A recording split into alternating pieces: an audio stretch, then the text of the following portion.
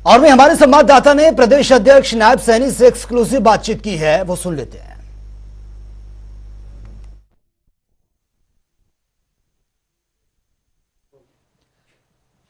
BJP सांसद और Haryana BJP के प्रदेश अध्यक्ष नायब सैनी जी हमारे साथ बात करने के लिए मौजूद हैं। सर, कांग्रेस सांसद धीरज साहू, उनके ठिकाने, उनके जो परिचित हैं, उनके यहाँ से जिस तरीके का कैश बरामद होता हुआ नजर आया है, भारतीय जनता पार्टी लगातार घेरती हुई नजर आ रही है।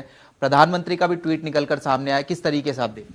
ये देश का सबसे बड़ा भ्रष्टाचार का पैसा वो उजागर हुआ है, जिसके अंदर 210 करोड़ रुपया धीरज साहू के प्रतिष्ठानों से मिला है, क्योंकि ये गरीब का पैसा था।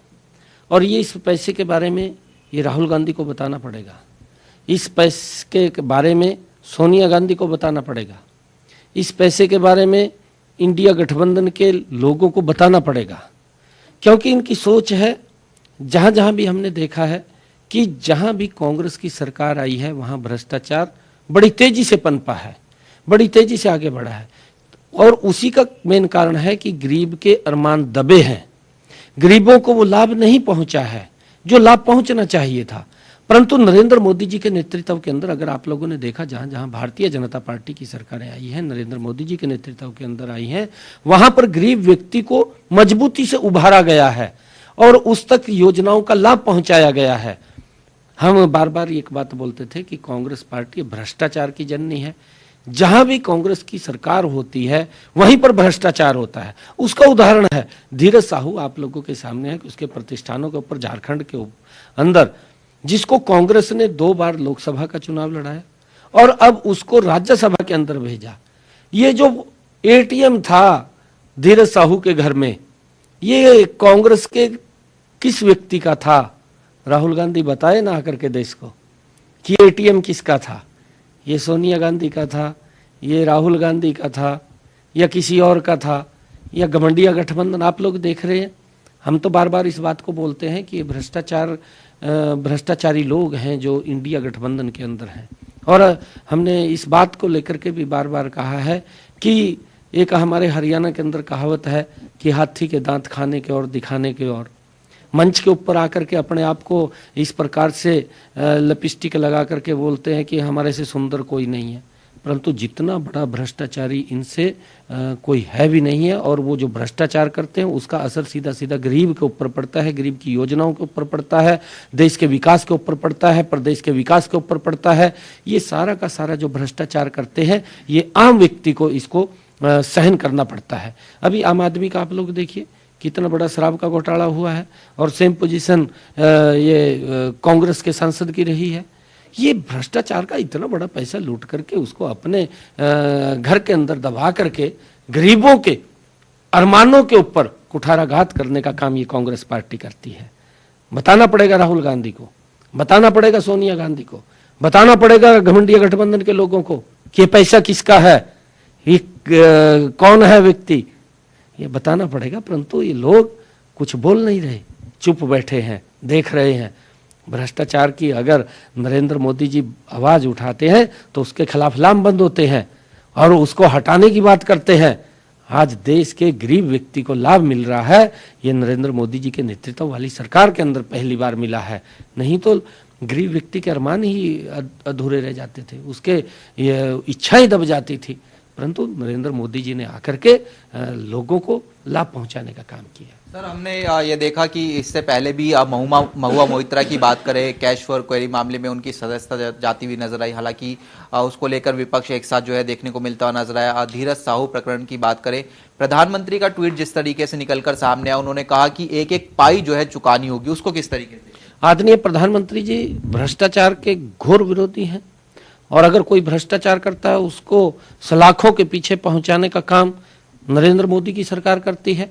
परंतु जिसका भी ये पैसा है, ये भ्रष्टाचार, इतना बड़ा भ्रष्टाचार, में देश का ये पहला इतना बड़ा भ्रष्टाचार का पैसा जखीरा मिला है।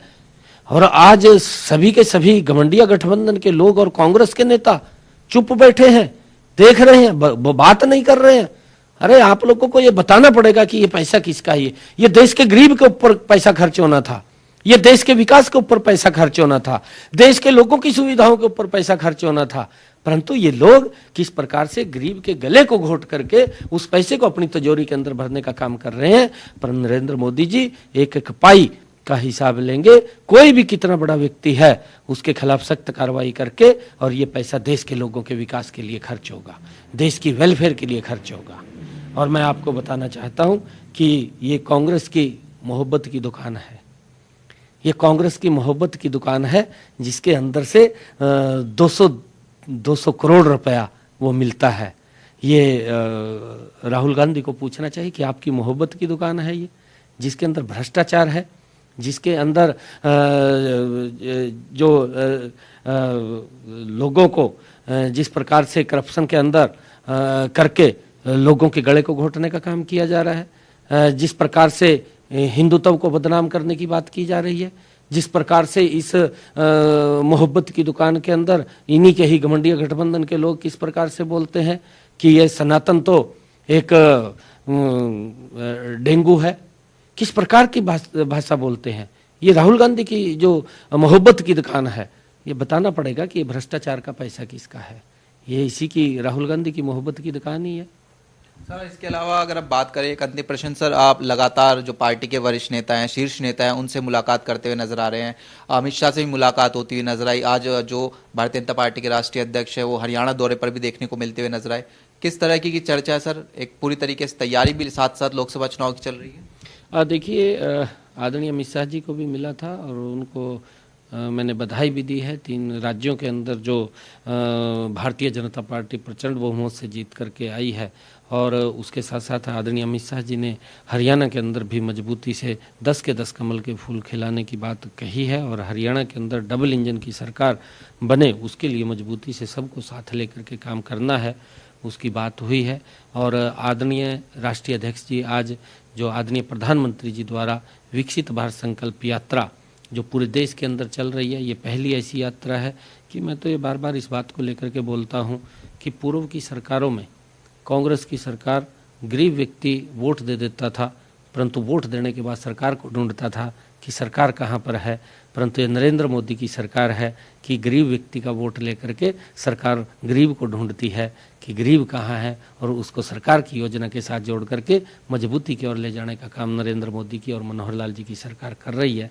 और उसका परिणाम है कि विकसित भारत संकल्प यात्रा का लाभ और इतना ज़बरदस्त तरीके से लोगों को नीचे जोड़ करके सरकार की योजनाओं को उनके घर घर तक लाभ पहुंचाने का काम किया जा रहा है। उसी के निमित्त आदरणीय राष्ट्रीय अध्यक्ष आदरणीय जगत प्रकाश नड्डा जी हमारे सोहना विधानसभा के दामोज गांव के अंदर वहां पर आए थे और हमने उनका स्वागत किया। भव्य कार्यक्रम था, एक गांव का कार्यक्रम था।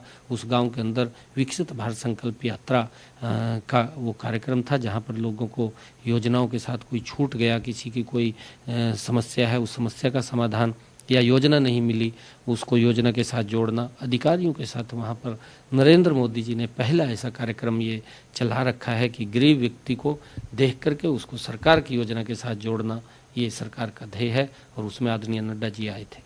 गृह मंत्री को हरियाणा आने का भी निमंत्रण आप देख रहे हैं सर? कुरुक्षेत्र गीता जयंती चल रही है। मैंने कहा है आदरणीय अमित शाह जी को कि हमारे यहाँ, क्योंकि कल 7 तारीख से गीता जयंती, अंतर्राष्ट्रीय गीता जयंती महोत्सव का शुभारंभ हुआ है, और मैं सभी को, सांसदों को भी जो मिलते हैं मुझे, सभी को मैंने निमंत्रण दिया। आदरणीय अमित शाह जी को भी मैंने कहा है कि आप आइए गीता जयंती महोत्सव के अंदर, क्योंकि 17 तारीख को उसके विधिवत कार्यक्रम शुरू हो जाएंगे 17 से 25 तक।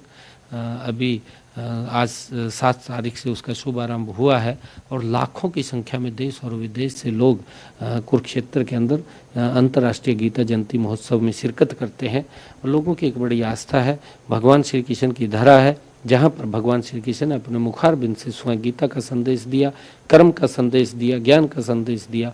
उस पवित्र भूमि के ऊपर लाखों की संख्या में आते हैं, और हमारा ये सौभाग्य है कि अंतर्राष्ट्रीय गीता जयंती महोत्सव भव्य तरीके से वहाँ पर मनाई जाती है, जिसके अंदर लाखों की संख्या देश विदेश से श्रद्धालु आकर के उसमें पार्टिसिपेट करते हैं। बहुत बहुत शुक्रिया सर। तो ये बीजेपी सांसद नायब सैनी जी थे, जनता टीवी से तमाम मसलों को लेकर एक्सक्लूसिव बातचीत कर रहे थे। कैमरामैन संजय के साथ स्पर्श शर्मा, जनता टीवी, दिल्ली।